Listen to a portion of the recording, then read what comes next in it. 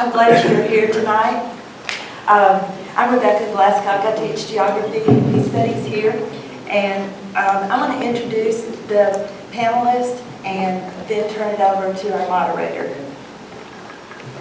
For the Democratic Party, Jason Belcher is a native of Pikeville, Kentucky, and a graduate of the University of Kentucky, where he received a bachelor's degree in history with honors. Jason is an Iraq veteran who served 10 years in the U.S. Air Force at the rank of captain, where he was awarded the Iraq Campaign Medal, Air Force Expeditionary Service Medal, Global War on Terrorism Service Medal, National Defense Medal, and Air Force Commendation Medal with Oak Leaf Cluster. Jason worked as an intelligence analyst for Science Applications International Corporation and a senior intelligence analyst for Target Corporation's Global Crisis Management. He's the president of the Appalachian Outdoor Adventure Group, a nonprofit dedicated to promoting fitness in Eastern Kentucky, and the owner-operator of Appalachian Aerospace. Jason holds a Master of Science degree in International Relations from Troy State University. He's the author of 3 full-length books and 5 e-books, including the forthcoming Battlefield Countries, Magnificent Intentions and Harsh Realities. He currently lives in Floyd County with his wife and 2 children. Thanks so much. The Green Party, we have Bernadine Zinni. She was the 2016 coordinator for ballot access for Jill Stein in northern and eastern Kentucky. Her family roots are in Floyd County. She currently lives in Cincinnati, but she said she's hoping to move to Hazard relatively soon. She's been active in the anti-war movement for many years, and she was outside the debate site on Long Island with Jill Stein and other Greens from all over the country who were demanding that all 4 candidates be included in the presidential debates. She just returned, and we do appreciate her willingness to participate tonight, having just gotten back.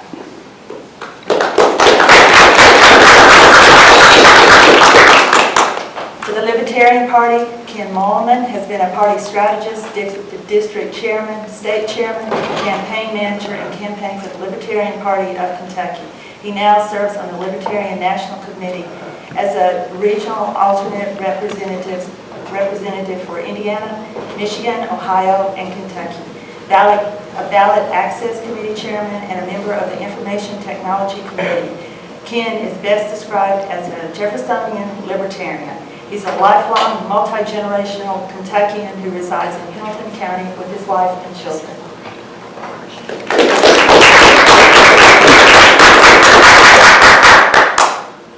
Republican Party, T.J. Lidbeck is a native of Pike County in eastern Kentucky, where his family roots go back 10 generations.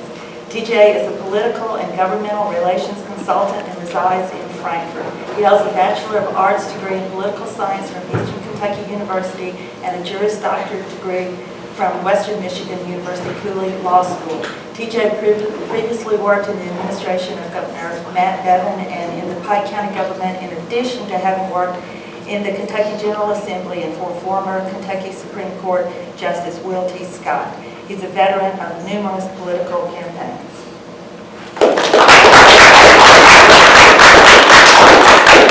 And the organizer of this event and tonight's moderator is Geoff Young. Geoff Young has a Bachelor of Science degree in Economics from MIT, a Master's in Mechanical Engineering from the University of Massachusetts in Amherst, and a Master's in Agricultural Economics from UK. He worked for state government in Frankfurt for 15 years, most of the time as Assistant Director of the State Energy Office. He's been an anti-war activist for approximately 37 years and ran for the U.S. House of Representatives in 2014 and 2016 in Kentucky's 6th District.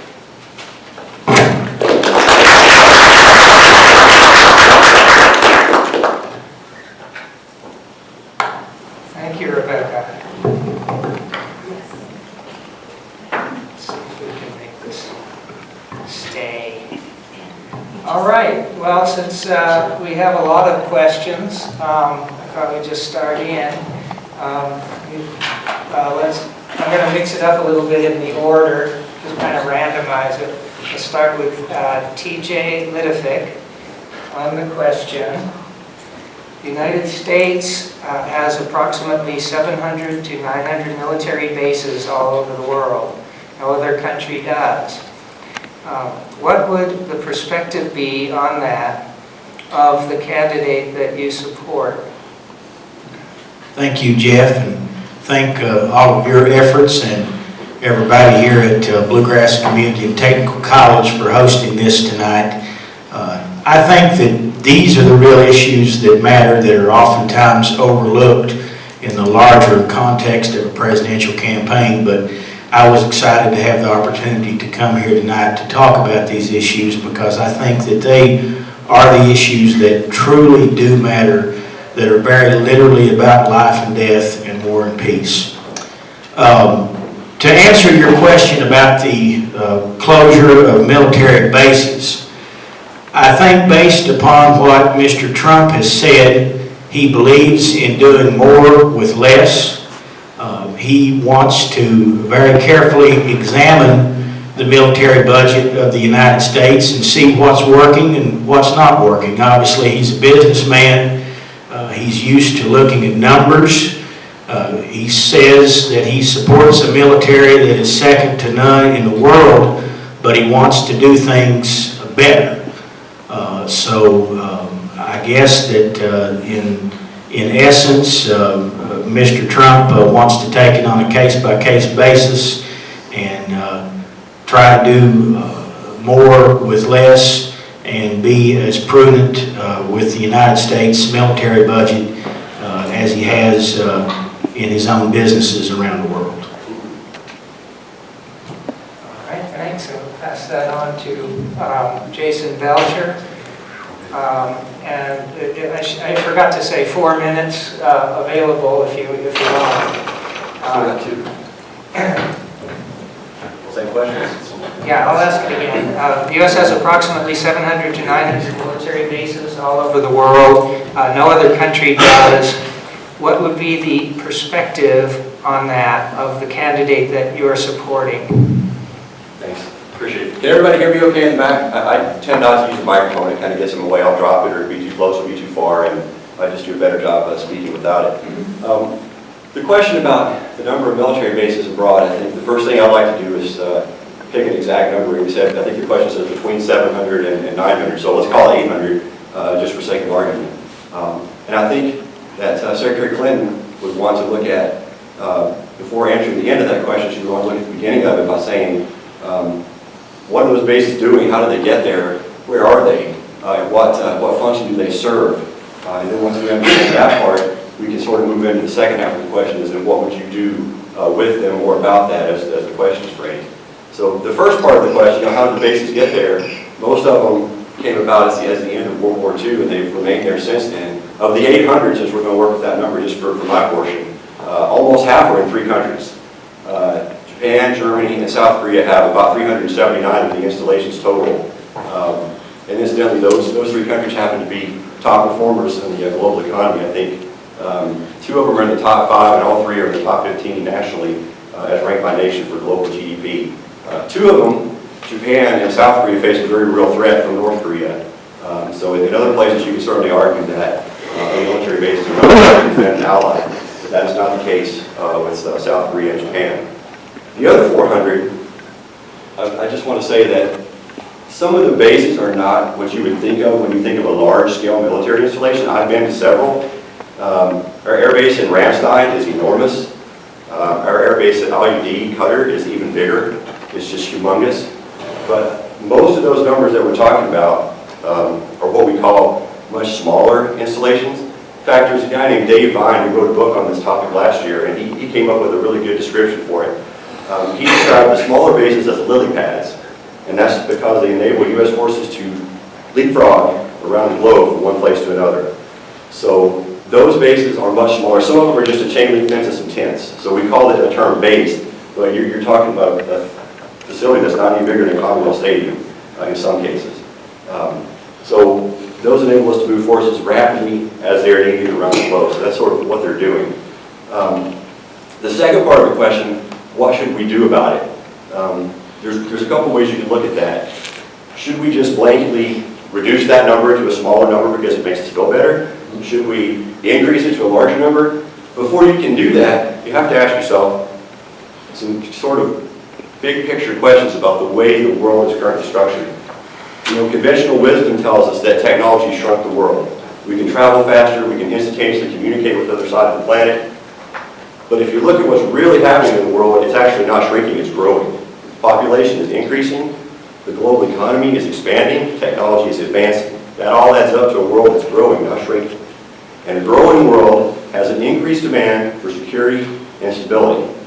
So if you take an organization that provides that and you reduce the function that it's providing at the same time that those factors are growing, then I think that's a recipe for instability and more insecurity. So just food for thought, think about those things. But I think it's clear based on the record that Secretary Clinton would be a pretty aggressive proponent of using American military infrastructure and forces around the world to further our interests, protect our interests, and those of our allies. Thanks. Thank you. Let's go over to Ken Molman. I'll repeat the question. The U.S. has approximately 700 to 900 military bases all over the world. No other country does. What would the perspective be on that of the candidate that you support? Thank you, Geoff. Thank you all for being here tonight. In the past, or generally speaking, libertarians do support closing foreign bases. There are, as mentioned, somewhere between 700 and 900 bases, depending on how you classify a base. There are places that the people where we're at, where the bases are, don't want us there. I'm also a high school debate coach. One of our topics at the end of last season, the end of last school year, was that the United States should get its base out of Okinawa. The Okinawans do not want us there. They want us gone. Unfortunately for the Okinawans, they are claimed by Japan. Japan likes us there because, you know, we're good for their economy. Because we're pouring American dollars to support that base. So there's definitely multiple aspects to this. There's the U.S. interests, there's the world interests, and then there's the individual country interests that are where the base actually is. I want to focus on the U.S. interests, since I think we're all U.S. citizens here. And I think that that's what's relevant to us immediately. We spend a lot of money on the military. And the ticket, our Governor Gary Johnson, has been asked a question about military spending and has specifically focused on military cuts outlined by the Pentagon itself, claiming that we can reduce the military budget by up to 20% by eliminating programs that the Pentagon themselves do want to eliminate. It's an interesting phenomenon. Congress writes laws that force the Pentagon to do things they don't want to do. And so along with that, there are both bases here domestically, there are bases abroad that are kept open not because of strategic need, not because of the necessity for those bases to exist. It's not for our security, but because it benefits some politician to continue to have a base open in their state or whatever. So I do think that we have bases that we could close in the United States that would not cause a threat to security to the country. It may affect local economies, and that's why they have not been shut down. But then that's another broader question of should we be using military bases to boost local economies? And I'm going to leave that and move to the next step. When it comes to bases abroad, there comes a point where we have to realize that we do not have the finances to be the world's policeman. We are almost $20 trillion in debt. We don't have the finances to be the world's policeman. We in many cases are providing the entire national defense for other countries out of U.S. taxpayers' pockets. It must be nice to have all kinds of nifty social programs in those countries because you don't have to pay for your own defense, but that hurts us here. We can't afford to continue that program. And as I mentioned before, there are also countries that would like us to leave, and we haven't left. So for that matter, I think you could make a very good case that we need to look at the bases, look at strategically which ones to pull out of first. I think there could be a phase out that is non-disruptive to the world in general, and will save us money. I'm out of time, so I'll wrap it up there. Thank you, Ken. And we'll move to Bernadine Zenny of the Green Party. The U.S. has approximately 700 to 900 military bases all over the world. No other country does. What would the perspective be on that of the candidate that you support? I can speak. Sorry, did I interrupt you? I can speak for this, and I want to just say thank you for holding this, Geoff, having the debate. And I can actually speak to this because I've heard Jill speak about this many times. This is something that she actually brings up when we talk about the economy. And she uses the term 700 to 900 bases that the United States has all over the world. And then she adds, do you know how many bases all other countries combined have all over the world? 30. And so one must ask, what is the purpose of all of these 700 bases? And this is what I can tell you that she says. And when I'm going to speak for myself, I'll tell you that I'm speaking for myself. Basically, she says that the support of these bases does cost a lot of money. 54% of the national budget is military. 54%. That's a lot of money that could be gone other places. Now, I myself would think that 700 bases, and I agree there are bases and military installations in many states, and the congressmen keep them because there's no line item veto. They just keep putting them in so they can keep getting elected because that creates jobs. And we have another plan for jobs. We don't think that well, let me put it this way. I don't think that the military is a good way just to give a person a job. I think the National Guard, putting, sandbagging rivers, which of course are going to get, probably the rivers are going to get, even more floods. But that kind of thing, the National Guard doing things for the country, of course, for the environment, that's a good use of our military. 700 bases all over the world, and I really do agree, and I'm so glad that Ken brought up Okinawa, because one of the reasons that the Okinawans don't want us there is because, and I'm not going to say anything specific, but because of the bad behavior of military personnel there.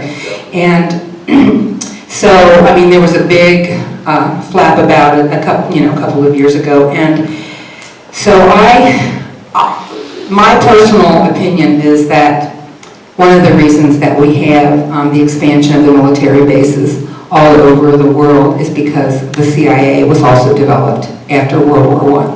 And we already know that the CIA has done a lot of really nefarious things in many countries around the world.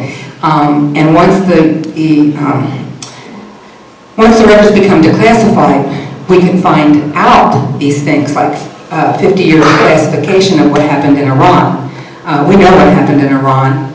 We know what happened after, but we don't know what happened before in 1953 when a democratically elected president of Iran was overthrown by the CIA. They orchestrated crazy and made it seem as Mossadegh was not liked by his people. Have we heard that before? Someone's not liked by his people and the CIA overthrows a leader. Have we heard that before? I think many times. Well, anyway, so that's probably one of the reasons that we have 700 bases. This strategy is not working, and I think everybody in this room knows it. Thank you. All right, I think because there was not unanimity on the answers there, we're going to have a round of rebuttals, 2 minutes each. Let's start with Jason Belcher and go then to Ken. Just a couple of quick comments. When you look at bases that are in foreign countries, all of them over there with the legal consent agreement of the government. I understand the situation in Okinawa. I haven't been through Japan in that area a number of times. What I would say is, if you look at the population of U.S. servicemen and women that come through there on an annual basis versus the number of incidents they have with the local population in terms of altercation or crime or arrest, it's very small. I challenge you to find a military anywhere on this earth that behaves as well under those circumstances. With that few number of incidents as the U.S. military. We're not perfect, and we never, ever claim that we are. Don't let anybody tell you that I said that. But on the whole, most of the folks there abide by the local laws, they abide by U.S. law, and they carry themselves and represent their country, I think, very well. On the issue of should bases be closed abroad, should they be moved around, I don't think there's any question that there are locations out there and there are installations out there that are redundant, that could be done away with without impacting our military capability. You know, which ones those are would require more time than we have here, unfortunately, to go through. I think the best approach, if you're interested in looking into it later on, is to do it by region. Probably the biggest place to start would be the Middle East. You know, Central Command, which runs operations in the Middle East, was established to prevent the Soviet Union from capturing oil fields during the Cold War, and that threat's been gone for 25 years.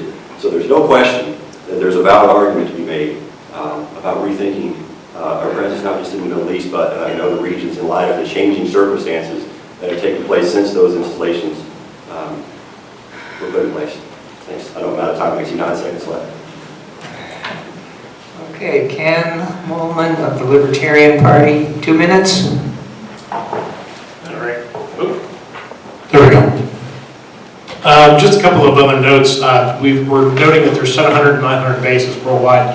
I would point out that there's only 196 countries, so everybody gets 4, and some people get some extras. I want to make clear also, this is not about the enlisted troops. This is not even about the officers. This is a broader policy thing. This is from the top. I don't want to say anything negative at all about the men and women in uniform, because they are doing what they believe is right, and this has nothing to do with those folks. This is the top ranks. This is about direction.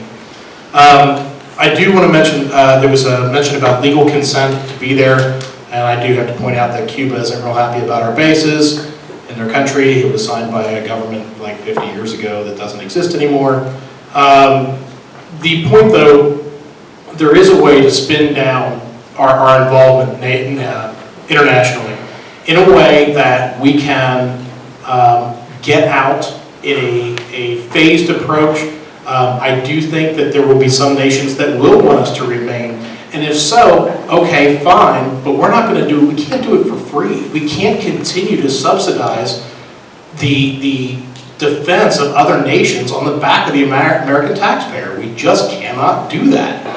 From just that perspective, ignore the morality or any of the other issues. We can't afford it. Thanks. Bernadine, 2 minutes. Thank you.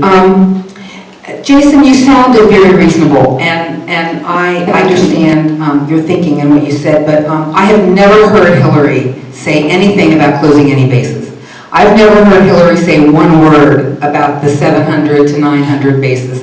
So I understand that you can speak for yourself, but I truly doubt if Hillary Clinton is going to close any bases.